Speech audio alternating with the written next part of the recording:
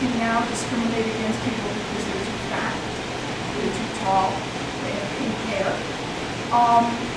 And especially the first one, obesity, it's not it's a real issue. It's a real issue. I mean, look at the way people reacted recently to Governor Christie as a potential candidate. I have other issues, but so this is a real issue. So I think if we say all discrimination, and then I understand most that it raises awareness, and that it's good. We may for federal law have to have that, and you could say something. Discriminate all discrimination, or whatever you said. It was very good. For example, and this list is meant to be suggestive, not inclusive, or something like that. But there are. It is perfectly legal to discriminate against someone because they have red hair. Right. So one of the things that State University of New York at Rockport has done is they have extended their laundry list. So now they've got discrimination at employment discrimination at that university is prohibited based on all this stuff, plus weight, height, and body mass index. So because they have to include that because insurance companies are now increasingly targeting workers based on their body mass index. That's really good because our own university health insurance plan is talking about obesity. I mean, it's coming. It's coming. It's like smoking. It's coming down the line.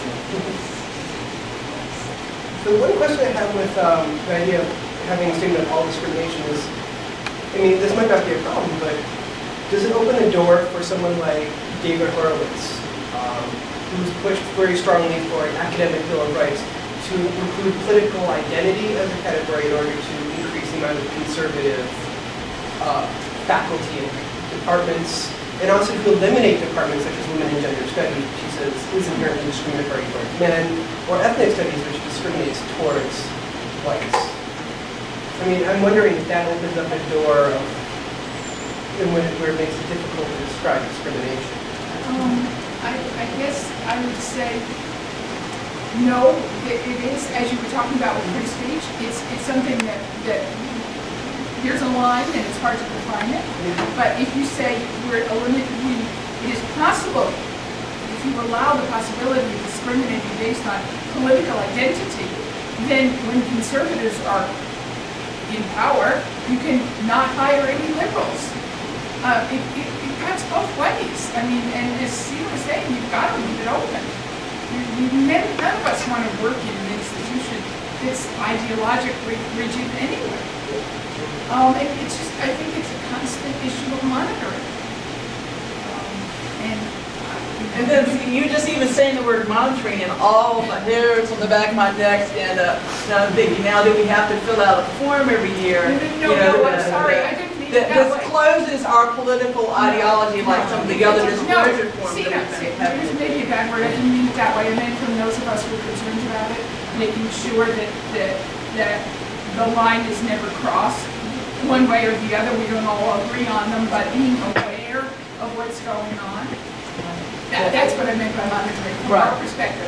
From my perspective, having grown up in academic environments that were all white male conservatives. I mean, that really scares me. Doesn't it matter who's in power, though? Yeah. How that's going to be enacted. So, I'm not talking about enacting monitoring. I'm talking about, I'm sorry, bad choice of words. I'm talking about we as individuals have to be aware and keep eyes out and eyes open to make sure that the diversity that we're concerned with doesn't get squashed. And Carol's got a really good point here that I think bears repeating over and over again, and that is that all of us have to take responsibility for ensuring our freedom as Americans and our freedom as non-Americans. So but that all of us bear the responsibility for ensuring our rights and our freedom. And a lot of this is we have to know the data. We've got to be able to have access to data and to information and to have dialogue with each other about these kind of issues.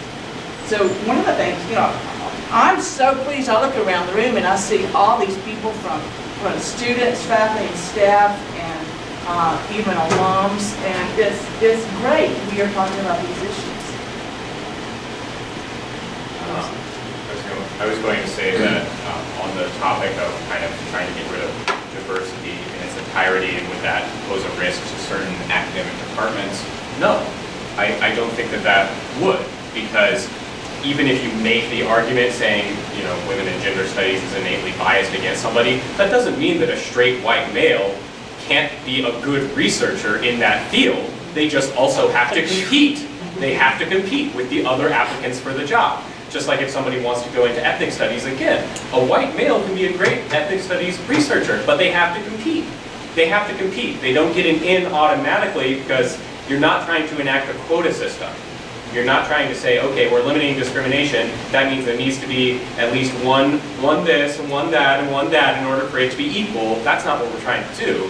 We're trying to bring it back to that argument of your own merit as a person for the job, I think. Yes, but David Horowitz, though, well, that's not what he's arguing. Actually is trying to institute a quota system so that there would be a minimum number of conservative. And his argument is that there's structural impediments to allowing conservatives to enter academia, and that it's a form of institutional discrimination against those who hold the right opinions. I don't.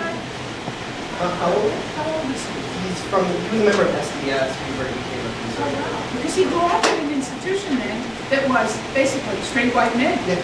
That's all it was. So I think that's what he wants back. Well, yeah, and as a sociologist, of course, that's what the dominant group always seeks. But I'm wondering, is the goal of the university just to be a meritocracy, or is there actually a value to diversity and promoting diversity? I worry always about colorblind race language or colorblind gender language. It's just reinforcing the status quo or reinforcing the current color use. And I don't want us to move too far away from the fact that I personally think diversity in and of itself has value. And I don't think it's wrong to have a policy, a hiring policy that promotes diversity as a value. I'm not sure. But how do we do that Yeah. and not then have it be one of them and one of them and one of them? And I think that's the difficult question. How do you promote diversity without discrimination? Or is all discrimination inherently equally bad? Is another way of putting questions. And if there was an answer, we'd have gotten to it. But on that subject of, you know, one of them,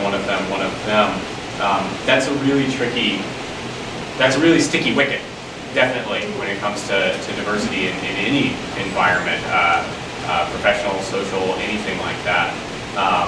And you do have these discrimination laws and things like that in place to protect, to an extent at least, to protect people who have not always had equal access or equal rights to the tools to become competitive.